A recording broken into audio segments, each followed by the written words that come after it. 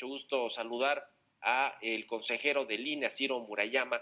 ¿Cómo está, consejero? Muy buenos días. Hola, buen día.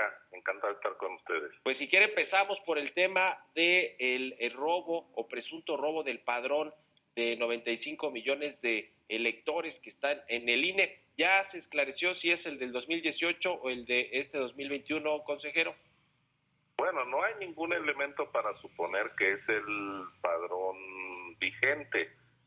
Lo que nos han comunicado las áreas técnicas y hemos hecho público del conocimiento de la ciudadanía es que puede tratarse de una información correspondiente al año 2018 porque se trata de menos electores, de datos de una menor cantidad de personas, pero esto pues se detectó. El INE tiene, digamos, una medidas de seguridad para rastrear en el ciberespacio, en fin, en distintos espacios que no aparezca esta información. Se detectó y ya alguna vez había ocurrido en 2020, en mayo de 2020 se presentaron denuncias, hay investigaciones a cargo de la Fiscalía Especializada en Delitos Electorales, en el órgano interno de control del INE, en fin, entonces está viendo si es ese mismo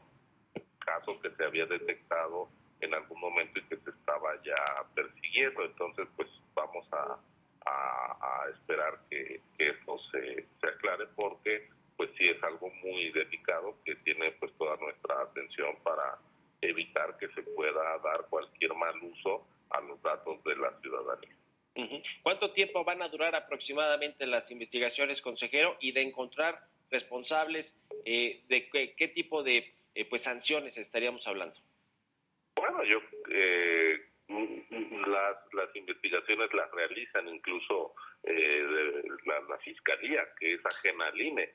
Entonces, pues eso dependerá de los propios hallazgos y de la dinámica de la investigación, y también corresponderá poner las sanciones. En su caso tenemos que saber quién fue, de qué se trató y proceder, ¿no?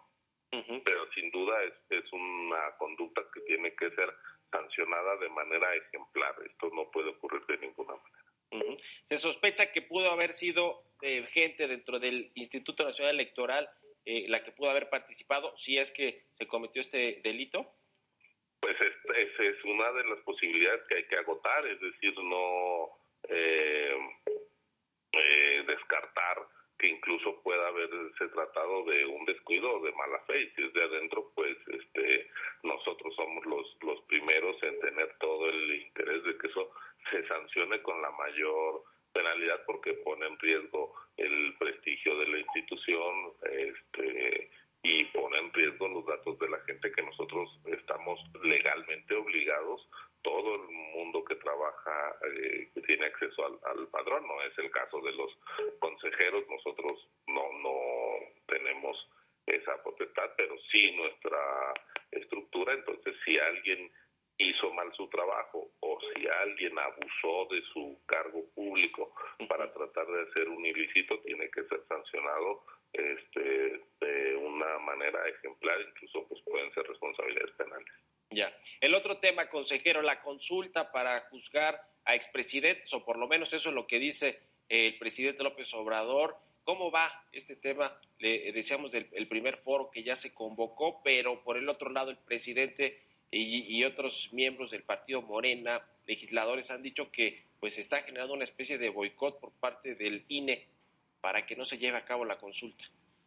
Bueno, esa es una falsedad de cabo a rabo, porque déjeme contarle que nosotros necesitamos tener capacitados y nombrados a 285,000 ciudadanos para que instalen las mesas receptoras, y ya tenemos a 273,000, o sea, casi el 96% de la gente que se requiere. Hemos capacitado a más de 270,000, va viento en popa la operación, y eso pues no es ningún boicot. De todos los rincones del país el INE va a permitir hacer posible que quien decida participar en esta consulta lo haga. Nuestro trabajo es logístico y al mismo tiempo estamos usando todo el tiempo que nos corresponde por ley en radio y televisión para promover y difundir la consulta y haciendo eventos adicionales como los foros que usted acaba de referir, de tal manera que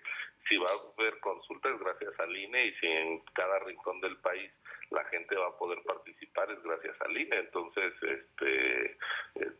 pues es un sinsentido pretender que el INE esté contra la consulta. Lo que hemos hecho al mismo tiempo es difundir cuál es la pregunta, porque en efecto hay quienes están haciendo lecturas planteando que se va a preguntar sobre algunas personas en específico, y eso no es lo que determinó la Suprema Corte de Justicia de la Nación. Sí. La pregunta de la Corte no menciona ningún cargo ni persona.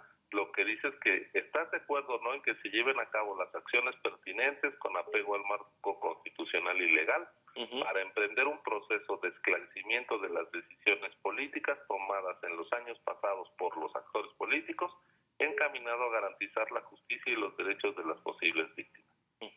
¿Cuándo? Esa es la pregunta. ¿Qué se requiere para que tenga validez una consulta de este tipo? Se dice que el 40% de participación de todo el padrón electoral que tiene el INE, que es más de lo que, un poquito menos, perdón, de lo que participaron los mexicanos en la elección del 6 de junio, que fue 52%.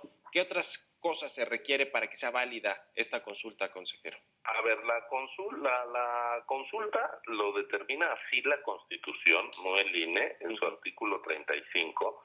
Cuando habla de la consulta popular, dice que toda consulta, para que sea vinculante, es decir, para que tenga efectos jurídicos sobre las autoridades y se haga caso a lo que se diga en la consulta, debe tener una participación de al menos el 40% del listado de electores. ¿Cuántos electores hay al corte en el que se convocó? Son 93.489.000, casi 93 millones y medio. Bueno, pues el 40% de eso son 37.400.000 personas. Hace unas semanas, el 6 de junio, votaron 49 millones de personas, que fue el 52%, como usted bien decía. Entonces, si llegan a votar más de 37.400.000 ciudadanos, pues será obligatorio que inicie este proceso de esclarecimiento de las decisiones políticas. Ya. Finalmente, consejero, una reflexión sobre la propuesta de reforma, la iniciativa de reforma del sistema electoral que pretende el gobierno federal. Se habló ya de algún tema que tiene que ver con los legisladores plurinominales, pero también se va a tocar al INE. ¿Están convocados? ¿Van a participar? ¿Les han dicho algo, consejero? No tenemos información más que la que ha salido en la prensa, y yo le diría dos premisas. Las reformas electorales pues siempre se puede ajustar, lo que sea. Lo primero es que si algo funciona bien en México son las elecciones. Quizás lo que mejor nos ha salido en los últimos años pues fue la elección del 6 de junio. El Estado mexicano, a través del INE y en contacto con la ciudadanía, estuvo presente en todos los rincones del territorio nacional. Los resultados se dieron a conocer con transparencia, agilidad, vinieron misiones extranjeras y todos reconocieron el profesionalismo de nuestro sistema electoral. Entonces, lo que funciona bien, ¿para qué lo cambias? Quizá deberíamos de cambiar lo que no está funcionando bien, pero ya si se van a meter a modificar el sistema electoral mexicano, pues yo le diría, como son las reglas de juego para acceso al poder de la competencia política, tienen que ser unas reglas pactadas. Aquí es muy importante que no se trate de una imposición desde arriba para estrechar el terreno de juego democrático. Siempre las reformas electorales en México respondieron a reclamos de las oposiciones, de las minorías, para dar garantías y para ampliar derechos. Yo creo que sería un contrasentido hacer una reforma desde quien ostenta el poder, sin oír a las otras fuerzas políticas para entonces limitar lo que han sido derechos que han tenido las distintas oposiciones que hoy están en el poder. Y hoy los gobiernos que tenemos, pues justamente llegaron después de elecciones en las que se les dieron garantías que ahora algunas voces quieren desaparecer. Hay quien ha dicho que el INE incluso se vaya a la Secretaría de Gobernación. Bueno, eso ya es un disparate, ¿no? Sí. Ya veremos qué se propone y qué se debate y en el Congreso. Le agradezco mucho la entrevista, estos minutos, consejero. Muy buenos días. Gracias a usted, buen día. Hasta luego.